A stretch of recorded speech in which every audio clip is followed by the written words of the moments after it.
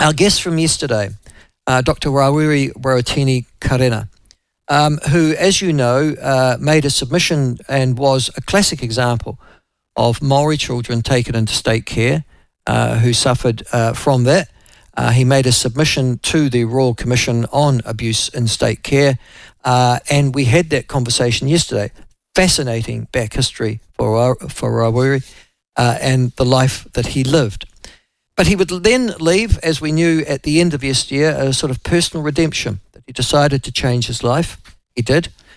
He pursued two things. One, personal self-advancement, I guess is the best way of describing it, including entering university system and doing a PhD in Indigenous studies.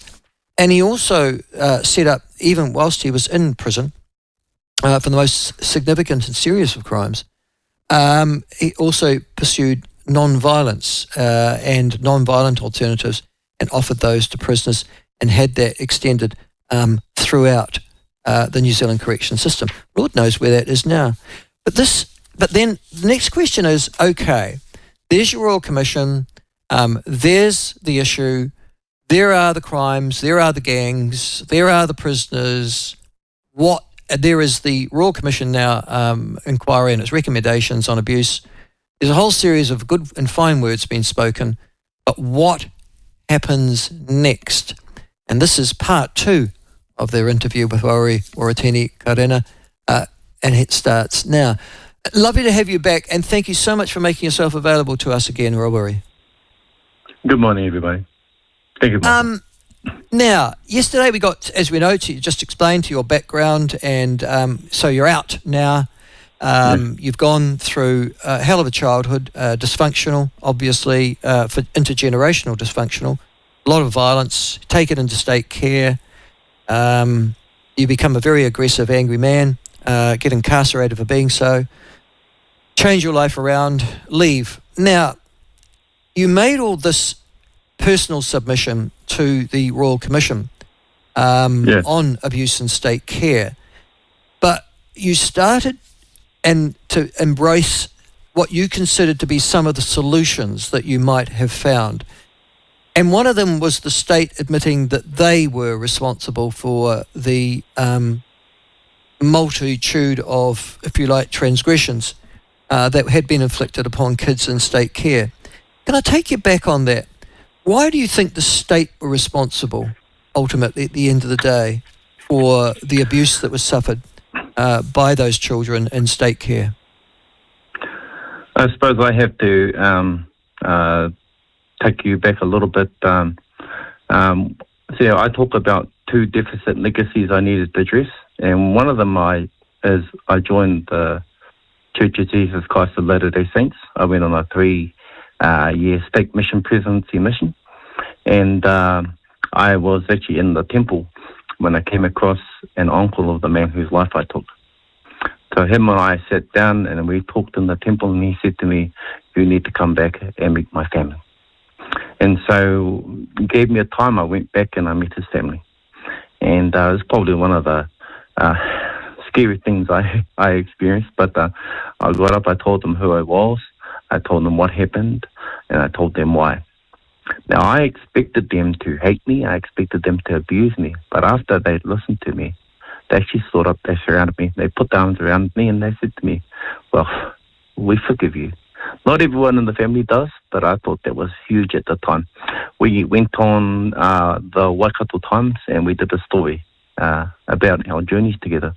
That was probably one of the hardest things I'd ever had to do, because number one, it was about exposing my story and my history and everything, warts and all. But what I realized was that, this family's voice also needed to be heard. And so I managed to talk with them. I've probably met over 100 members of their family. We talked about the young 5-year-old boy. He's 41 now. And so him and I talk. He now lives in Germany. And so we catch up. And sometimes if he wants to yell and scream at me, that's what happens. But, and it's part of that healing journey. Can I ask a question of you just at that point? So you became a Mormon. Yes. decision. I mean, it's life-changing, obviously. Yes. Are you still a Mormon now? Yes. I've just finished serving 5 years on the Glenview Stake High Council, and so we had the oversee of over 4,000 people. I've been personal security to the president of the church,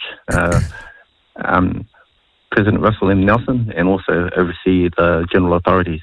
I've actually just stepped back after that, so that was 5 years. So yes, I'm very much involved. The reason I ask that is it's fascinating to me because the Mormon Church, in many ways, is alien to Maori. And obviously we know that it was formed in, the middle of the United States of America, Adam Smith and the Plates, etc. And yet the Mormon Church has a remarkable and, I have to say, generally very positive hold upon many Maori communities in this country. What's the attraction of the Mormon Church to Maori folk in general, do you think, Rawiri? I think a lot of the ideas and notions were the same, but for me, I was lucky that I had people who believed in me, and the reason why I went there wasn't necessarily for the faith. It was about putting parameters around me to keep myself safe. Yeah. And so that's what it was for me. Yeah. And so I was lucky that I had, people who believed in me even when I didn't. And so then they also led me into the education field. And that's where I saw the second deficit legacy was about using education as a vehicle to create a new legacy. Then I went on to get my bachelor's and I became a lecturer. I taught counselling and social work mental health at Wintec for 12 years. Then I went on to do 2 master's degrees, one in counselling, one in commercial music. Then I did a PhD doctorate of philosophy and also did a postdoc. And so a postdoc is kind of like a doctorate after a doctorate. And so what I did was I went and saw what my doctorate could do. I ended up winning 3 doctoral scholarship awards, so the Ngāre Muvisi Tune Te Māori Battalion. That was really important because that was from Parliament. And all parliamentarians had to know about my history. And so I got that one. That was in 2013. I also became the Te Ata Whai o Te Ao doctoral scholar. And that was because of research that we were doing into Māori experiences of historical trauma, and the Wakato Tainu doctoral scholar.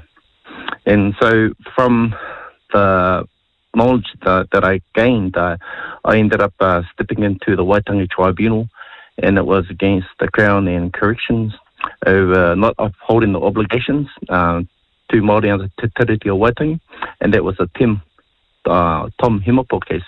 And so we won that, and so what happened is corrections had to develop a Māori strategy for prisons, and that became Hokairangi, and I was one of its developers. Then I went on and I stepped back into the Waitangi Tribunal. That was prisoners' right to vote, and so I was the lead claimant on that. We won that one too. The prisoners got the right to vote in the 2017, and in the 2 Waitangi Tribunal cases, and then also was part of the Ronga Tamariki case, where the baby was taken at Hawke's Bay Hospital, and so won that case as well. And they set up an advisory because that was our recommendation, and also devolved some power to iwi Māori, and so that's how I ended up from there into the Royal Commission. So I was a part of the Royal Commission for just under 6 years. So I sit on 2 sides. The first one, I'm advisory to the Royal Commission, and it's called a group called Te Ara Taketu. And so we're Māori survivors, state care survivors, Māori academics and Māori lawyers. But I also sit on the other side. And so I was on the advisory for the Crown Response Unit. And so we developed part of the apology on behalf of the Crown, and some of it you heard on the Wednesday night, 24th. And so that was some of the stuff that we developed. Okay.